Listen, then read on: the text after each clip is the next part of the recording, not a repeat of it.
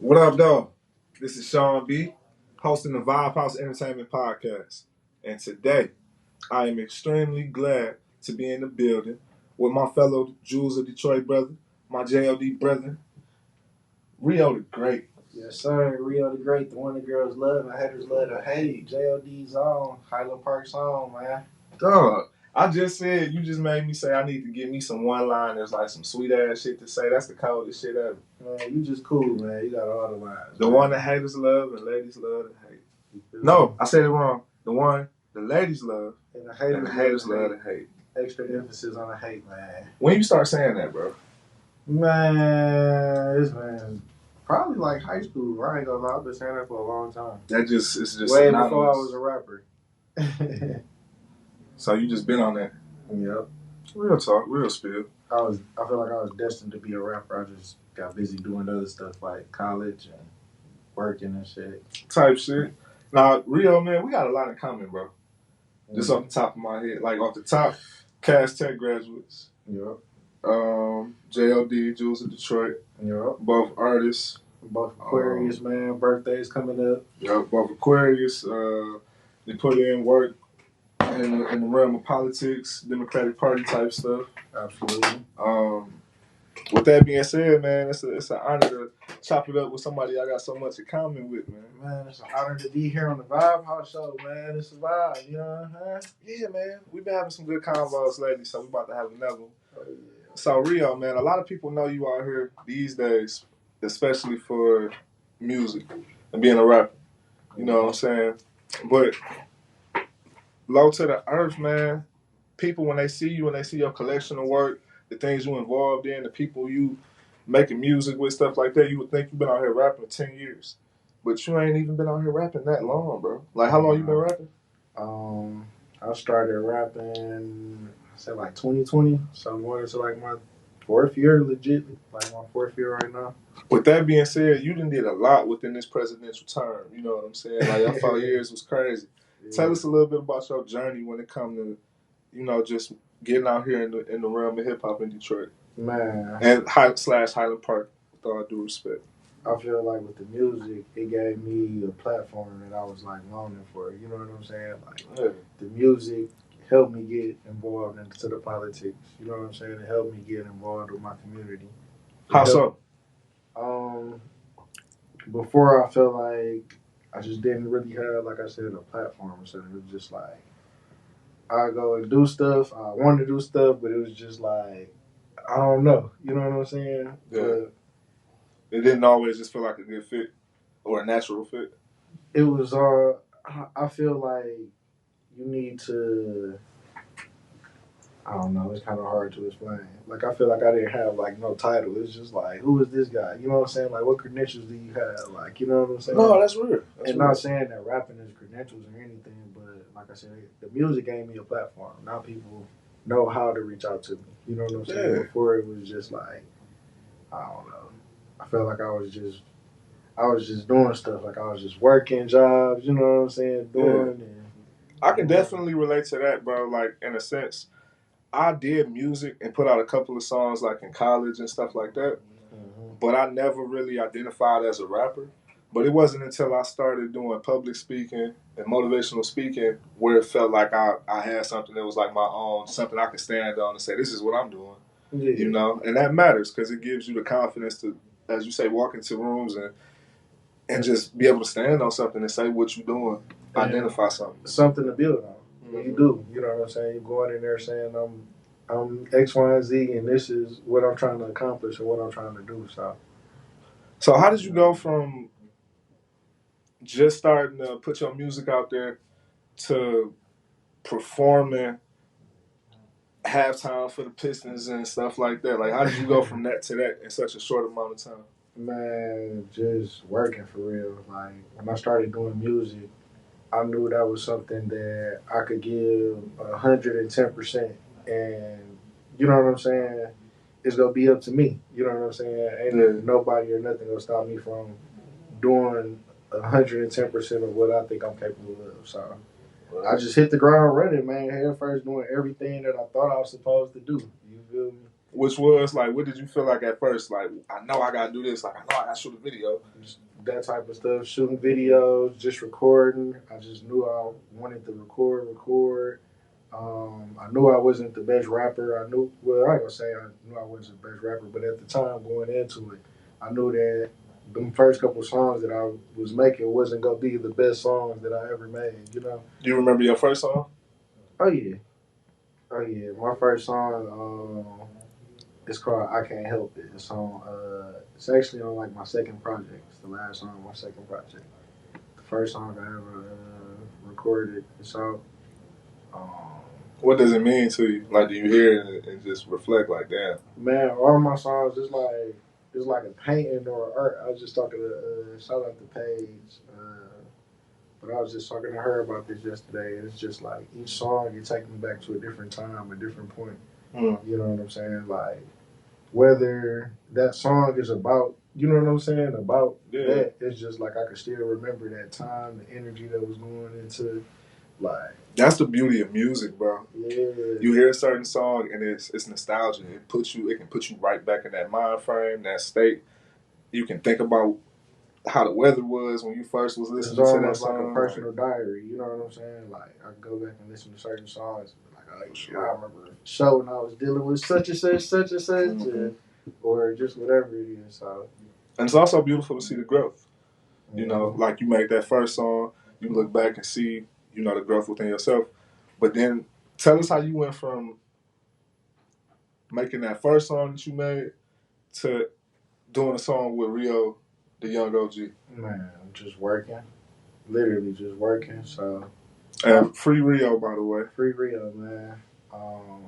How that came about, I was shooting a video. The video Shoe Doctor, and we was trying to shoot at the video at the Shoe Doctor. Yeah. But, things didn't work out. You know what I'm saying? We couldn't shoot it there that day. But I got all my people there. I got the cameraman ready. You know what I'm saying? So shout out to my good friend Paul, man. Paul came through. He he real involved with like the gym shoes and stuff. So like I just dropped off a bunch of shoes at the shoe trap. You know what I'm saying? If you just want to shoot it around some shoes, you could go there. Okay. So it came through with a new location for you. So like, yeah, at this point, you know what I'm saying? I'm with it. Let's do it. So Paul called the people at the shoe trap. They're like, yeah, we got a rapper up here already. He already shooting the video right now. I'm going to see if it's okay, if it's cool with him or whatever. So he literally hands me the phone. Paul hands me the phone. His man's hands Rio the phone. We just looking at each other. I'm like, bro, I'm trying to shoot this video, man. I'm over here at the thing. I got my people. He's just like, come on, bro. Like, I'm cool with it. Like that. So we pulled up, you know what I'm saying? It was Rio, Mike, Grindhard, E, and it was working. You know what I'm saying? They were shooting things. So I had my little, you know what I'm saying? Like, I was starstruck probably for about 20, 30 seconds. I'm like, man, it's really Rio the young OG. You know what I'm saying? This is prime time too. Like, probably literally a month before he got locked up. Right. You know what I'm saying? So it was just like, man. I'm like, fuck it, come on, we gotta work. You know what I'm saying? So we got to working, we doing our thing. And shit, by the end of the day, I just had to reach out. I'm like, bro, my name Rio, your name Rio, you know what I'm saying? I'm from Highland Park, you know what I'm saying? I let him know my story. I let him know that shit, I'm working and I'm ready to work. Right. Shit, next day we was in the studio, bro. So you shot the video at the same location one day, and then the next day it was like, bro, let's do the song. Y'all figured that out and chopped it up and got that done. Yep. And the way he was working, man, like, shout out to Rio, man, because he really opened my eyes to, like, what it takes. Like, when I went to go get my feature, I got there at 9 o'clock. We didn't start recording my song until probably 3 o'clock in the morning at a whole nother studio across town because it's that many people lined up to record videos or features or with him, with RMC Mike, with Louis Ray, just everybody that's within that camp. You know what I'm saying? Like nonstop, man. It was just like they had seeing it firsthand. It was just like seeing the cars he getting. I remember, man, what's that artist that had passed away from California? can't think of his name off the top of my head right now. He had the song with Drake. I don't even want to misquote. Dang, I can't think of his name. PNB? No, not PNB. I'll come back to it, but I just remember like different artists calling, reaching out to him or whatever. You know what I'm saying? Like Rio, cool dude, man, and he opened up my eyes to like he's just always working and he humble. You know what I'm saying? He wouldn't no asshole or nothing. He was. That's what's up. Yeah, that's what's up. Because he ain't know you for him to be like, yeah, come up here, shoot your video, whatever. I ain't tripping. And this is prime time Rio. He could be working with anybody at the time. This is me, year one in rapping. I'm learning how to do stuff. I'm still learning how to, you know what I'm saying, ad lib, punch in. Like I'm very, very new and raw to this, but I just, like I said, hit the ground so head first. Just like that's where it took me to. What would you tell, somebody that's in your shoes? I mean, that's right now in the shoes that you used to wear. What would you tell them as far as starting as an artist? What advice would you give them on beginning their career? Just do it. You know what I'm saying? Just do it. Everything that it takes to be an artist, that you think it takes to be an artist. Pick an artist out, whoever it may be. Look where they got their music at. Look at just the type of things that draw you into them as an artist, and try to, you know what I'm saying? See how you can become a complete artist yourself. You know what I'm saying? From that. But the biggest thing is just start. Just get it going. Like that's the biggest thing. Like if you never start, then you know what I'm saying? Right. I feel like it's never a bad time to start. Like I didn't start rapping until I was 30. Literally. Like I didn't start rapping until I was 30. And I feel good about it. I feel like if I was rapping in my 20s, I wouldn't have the content that I have now. You know what I'm saying? I wouldn't have the stories, the mindset. You know what I'm saying? Having that experience is something that really helps translate through music. You can tell based on people's music, like what they've been through, in a sense. Speaking of what you've been through, like you said, you was working a lot prior to becoming a rapper and doing music. Mm-hmm. What's the craziest job you ever had? Selling knives. You work for Vector, bro? Victor? Yeah. They got you? Yeah, You got by Vector Knives, bro? Hell yeah, they got me back in high school, man. I was out here selling knives. And the crazy thing about it, in high school? Yeah, man. I ain't gonna lie, it was people getting got in college. But I was working, before Vector, I was working at McDonald's, bro. McDonald's was my first job on Plymouth and Greenfield. I worked at the one on back in 75. Man, I feel sorry for you. That mother was slapping right off the freeway, too, wasn't it? The closest one to downtown, too. Yeah, you right was off the freeway. After the clubs, the games, you know what I'm saying? I worked there like 16, 17. Bro, the craziest shit happened when I was working at McDonald's. I stopped working at the one on Plymouth and Greenfield because I'm like, fuck y'all, I don't like this no more. Mm-hmm. I'm going to transfer to the one by my house. So I'm like, I'm going to go to the one on Finkel and Wyoming. The first day I go in there, I ain't wasn't the first day, it was probably the second day. My second day on the job, I'm working the grill. A nigga bust through the back door with Carhartt ski mask with a shotgun. Like, everybody get the fuck down. Not the McDonald's, dog. Bro. I remember you got tripped. I ran out that bitch. I would have too. I ain't about to play with y'all, but I was so quick. So I stayed on Puritan at the time, so I just went back to the crib, went back to the hood. I went to work the next day. They talking about they thought I did. I swear. Because they like, how you just leave? I'm like, how y'all didn't leave? Like, what the fuck? So I left there, went to another McDonald's. McDonald's just wasn't really a good experience for me. But it taught me what a job was, though, for sure. It built character. Yeah, a whole lot of character. $6 an hour. Bro, yeah, minimum wage, it was about $6.50. Close to $7 when I started. Yeah, that's how they got me with the knives, man. Going back to the knives. They had the little thing, 15 you know what I'm saying? Like 15 an hour. I'm like, what? I'm on it. But you gotta sell these knives. Bro, the crazy thing about that, I was actually kind of good at selling knives. Like the first week, I done sold like $1,000 in knives, bro. I done sold like well over $1,000. Did they give you your cheese? Bro, they talk about 10%. They gave you 10% of the 1,000. Wow. I'm like, I make more money not selling. If I get $15 from each fucking appointment, Yeah. it got to the point where I'm going to the thing like, please don't buy. I'm just about to show you this shit. You know what I'm saying? You was going in the appointment telling people don't buy the shit. Yeah, it's a scam. $1,000 knives.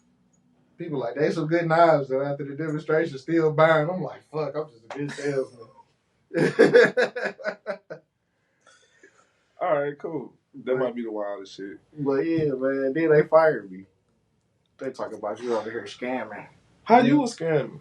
Because you was selling so much? They said I wasn't doing demonstrations, that I was just, you know what I'm saying that I was doing them, but I wasn't doing them, whatever. I was making up demonstrations, whatever. But it was like, whatever the fuck. Was you? You wasn't? Nah, Okay. I set up this would be a demonstration right now. Oh, you say anytime you show somebody the knives, you was calling it a Anytime I'm with anybody, you know what I'm saying? Go ahead, decide. I ain't showed you this yet. Go decide your name, you know what I'm saying? Sit here kicking about it. They like, nah, man. That's hilarious, bro. Man. So you said you had a lot of work experience and you was going to school and stuff. So after Cass Tech, what type of schools did you go to? At the Cass Tech, I went to Kentucky State University. That's what's up. Yeah, shout out to my alma mater, Kentucky State University, man. The mighty thoroughbreds, that good green and gold. That's why y'all call each other bread? Yeah. I never knew that, bro. I thought y'all saying like y'all got money. Like, no, shout out to Peter Poet, my fellow bread, my fellow thoroughbred. But yeah, man, college was a good time. I feel like I went there at I graduated high school in 2008. I went straight to college. Shout out to my HBCU because I wasn't the smartest kid, and I was a smart kid, but not the smartest. You know what I'm saying? I graduated with like a 3.0. I got an academic scholarship. that's dope. You know what I'm saying? And I didn't even know that type of stuff was, you know what I'm saying, available. I'm thinking you gotta have 4.0, 4.1. I think you gotta be writing on it. You know what I'm saying? And it's just like a lot of resources that wasn't available right here for me in Michigan were plentiful. You know what I'm saying? Once I left the state, so That's a shame. yup. I don't think we have any HBCUs here in Michigan. I don't think so. Not one. I want to say the next closest might be Central State in Ohio. But go to Kentucky State, though. Central State kind of way. You know what I'm saying? So you spent your whole time there? Yeah. I was down there for 5 years. Kentucky State was a fun time. My first year down there, it was the last year they did the BET College Tour. Okay. So, man, I remember that day that they just came, man. They had basketball tournaments set up, rap battles. Like, it almost reminded me like a little mini, like, Nut Fest type of thing. You know what I'm saying? BET has all lit. Man, they give it... No, the reason they canceled it, because nobody would go to classes on the days that they came. Man. You know what I'm saying? They should just let y'all have that one. But, man, it's like, go to class or go enter this rap battle and win an iPhone. Like, you know what I'm saying? I'm there. Or a MacBook. They give it away to top of the line stuff or just whatever. Who was hosting 106 in Park back then? You remember? Oh, man. I want to say Bow Wow when I went to college. Did Bow Wow pop up? No, it wasn't like the host of 106 in Park. They had like their own little, you know what I'm saying, college tour team or whatever. But Gotcha. BET was lit back then. That's when they had the, remember College Hill? Yeah. College Hill really what got me hip to the HBCUs, I ain't gonna lie. They used to, it was like the real world, but you know what I'm saying? College Hill was lit. I mess with College Hill. Lit. Virginia Beach. Yep. That was probably my favorite one. That's the first school I applied to. On College Hill. Yep. Shout out to BET, College Hill, making people want to go to school. Man. That's what's up. That's lit. I think I might have applied to that school at the Dominican from the last season. I didn't know how I was about to get to none of these places or nothing. I was just like, man. I know it's some fun going on at these. Gotta be better than what I got going on here. Speaking of what you got going on here, man, like, What's some projects that you got coming up? What can we expect to see from Rio Tha Gr8 coming soon? I'm excited to announce that we bringing back the Highland Park showcases. For sure, the HP Day, 4-7 day, you can count on that. But also, we're gonna have monthly Highland Park showcases. Monthly Highland Park showcases. Yes. Dope. Yes. So I'm excited to announce that. Man, I got a dope idea, but we're gonna definitely start spotlighting our Highland Park artists. You know what I'm saying? We're gonna build up a nice platform for them to showcase their talents and what we have. And then we're gonna give platforms to everybody else within the city, like up and coming artists that you just probably never heard of. Like, I look forward to that, man. It's gonna be a good year for the city. So that's what's up. Yep. Mastermind. Yep. So speaking of Highland Park, we got Mayor Glenda McDonald on the live. What's up, Glenda? Hey man, she's so nice. Yeah. I met her at that the event for the veterans. She was really nice. Gave me a hug like she knew me. Yep. So that's what's up. Yeah, man. A lot of big things coming up with Highland Park. We got the youth committee. We got, like you said, we did the veterans event. We also did an event for the seniors a little bit after that. So look forward to having more events this year. You know what I'm saying? For sure. Yeah. So going back to the music, Rio, you have a song that you dropped recently. It's called Friday. Oh man, it's featuring fire! It's featuring this guy named Shawn B. Yes, sir. Shout out to Shawn B, man. The legend himself, man. We might have to put the great at the end of your name, man. Make you one of the greats. I'll be Shawn B the Great, man. We were at Poetry in the Park the other day, and this guy got off stage and he was talking to me. He was like, "Shawn B the Great, man. I mess with you," and I'm like, I think he combined both our names together. He felt that energy, man. He felt that greatness. You know what I'm saying? It's cool though. Yeah, we're gonna have to get you the great chain. I'm with it. So you did a song with Shawn B, this guy named Shawn B, whoever he is. What was the experience like recording with Shawn B? Shawn B is one of my favorite artists to record with. I ain't gonna lie, and I'm not just saying that because he's sitting here next to me. I really thought you was gonna say the total opposite. No, like seriously, Shawn B, one of my favorite artists to work with. Like that song, I feel like we made it effortlessly. Like that's not nothing we spent hours and hours on. You know what I'm saying? Days and days. It was just like sat on. It's the beat, bet. This what we doing. That's how you bet. You know what I'm saying? Then we was on to the next one. You know what I'm saying? And it really took like me playing it for somebody else to be like, bro, this song sweet as fuck. Like, what, you know what I'm saying? It's just like, man, that was like 5-6 songs ago. Like, you know what I'm saying?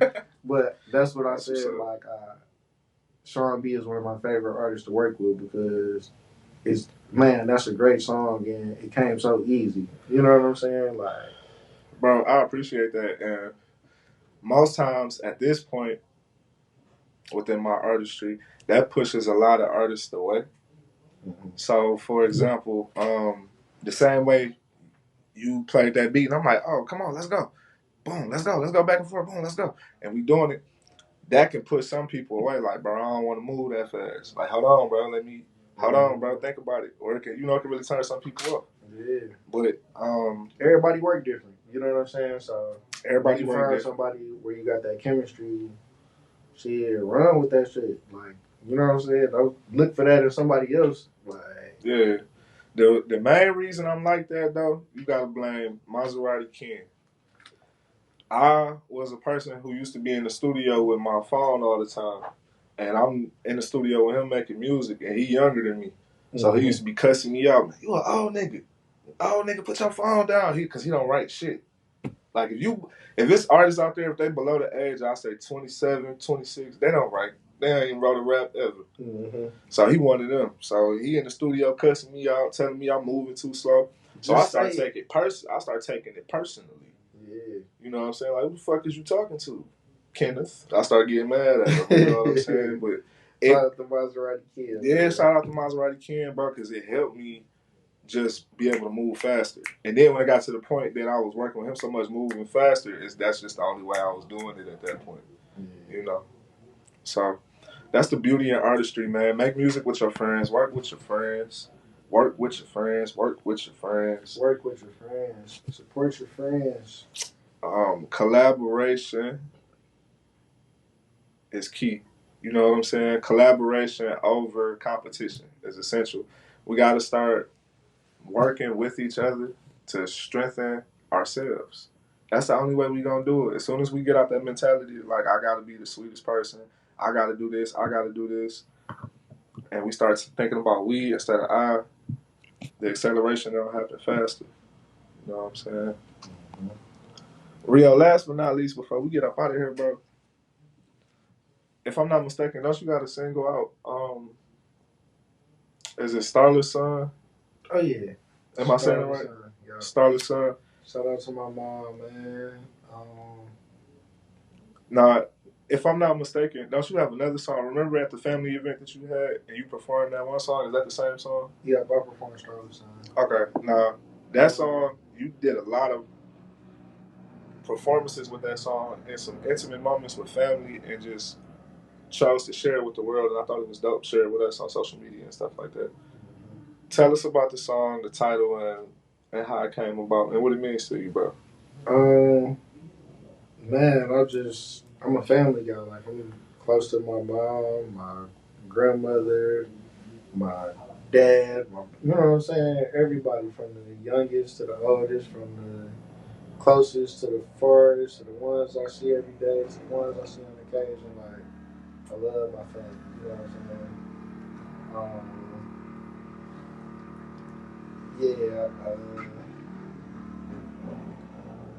We here in Michigan, man, with all these snowblowers and shit. You know what I'm saying? But yeah. So like I said, I'm real close to my family. You know what I'm saying? Love my family, each and every one of them. And once I got into music, one of the big things that I noticed is that the things you say, that's the energy you carry. You know what I'm saying? Facts. So I wanted to put out something that I felt good. But you know what I'm saying? Putting out in front of my family, for my family, something that they could be proud of. Not just my mom, but my little cousins when they hear it. You know what I'm saying? Right. My big cousins, my family from wherever. You know what I'm saying? Facts. And I didn't realize how it would affect like other people. You know what I'm saying? Like I had people come up to me like, "Man, I didn't have the best relationship with my mom, but hearing the way you speak with your, like I never thought that I would get those type of like responses and stuff." It's contagious. Yeah, and it was just me being me. You know what I'm saying? Me just being honest, me just being personal. I'm not pretending to be nobody else. You know what I'm saying in my music? Like that's just pure as it get. Like I'm Starless Son. If you listen to the song, it's out on all platforms. I'm just telling the story of what it was like growing up. You know what I'm saying? Being her boy. So that's what's up, man. Thanks for choosing to share that side of you. You know what I'm saying? It ain't all about trying to portray whatever type of image. Like, what's real, what's important to you. And thank you, bro. Thank you for being you. Absolutely. For sure, man. Absolutely. Before we get up out of here, tell people how they can find you so I can tap in with all this dope stuff you got coming up. I'm pretty much on all platforms at Rio Tha Gr8. It's spelled RIO THAGR8. Real ghetto. You know what I'm saying? Rio Tha Gr8. Say real ghetto, just like me. Yeah. For sure, man. Well, Rio, thanks for tapping in with the Vibe House Entertainment Podcast with your host, me, Shawn B. Thank you for having me, man. For sure, man. Pleasure. Yeah, I knew this was going to be dope. Y'all make sure y'all subscribe to the page, The Vibe House Entertainment. You can tap in with me on Instagram at Shawn B Speaks Truth too. Shout out to Rock Local Entertainment Cafe. It takes care of all of your podcasting needs, all of your recording needs if you're trying to make some songs so you can get along. And peace and hair grease. We're going to holler at y'all later. Peace.